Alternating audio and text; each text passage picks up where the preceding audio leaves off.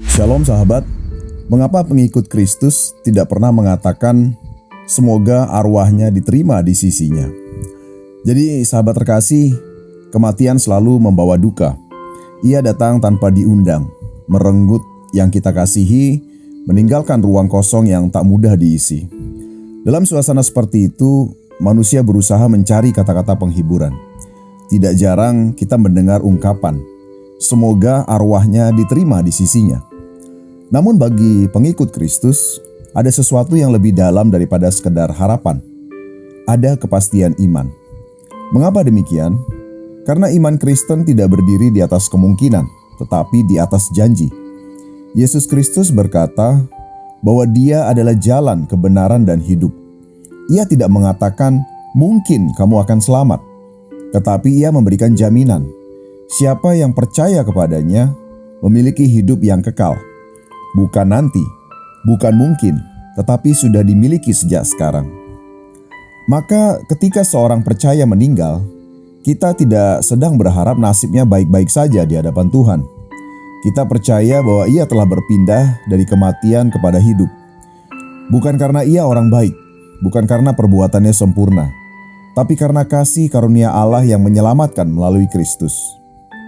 Jadi sahabat, disinilah letak perbedaan yang sering tidak kita sadari.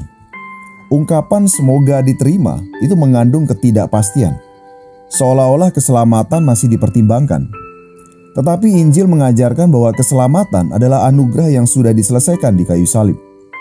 Ketika Yesus berkata, sudah selesai, itu berarti harga telah dibayar lunas. Maka bagi orang percaya yang meninggal, kita tidak berkata, semoga ia diterima. Kita berkata dengan iman, ia telah pulang, ia telah bersama Tuhan, ia telah beristirahat dalam damai yang sejati. Jadi sahabat terkasih, ini bukan sekedar perbedaan kata, ini adalah perbedaan cara memandang keselamatan. Jika kita masih berkata semoga, mungkin kita belum sepenuhnya memahami jaminan kasih Allah. Jika kita masih ragu, mungkin kita belum sungguh-sungguh berpegang pada janjinya. Namun kabar baiknya, Tuhan tidak meminta kita sempurna untuk percaya. Ia hanya meminta kita datang dan mempercayakan hidup kita kepadanya. Jadi sahabat, renungan ke hari ini adalah, apakah kita hidup dalam kepastian keselamatan atau masih dalam keraguan? Apakah kita mengenal Kristus sebagai juru selamat pribadi atau hanya sebagai pengetahuan? Karena pada akhirnya kematian bukanlah akhir, tetapi pintu.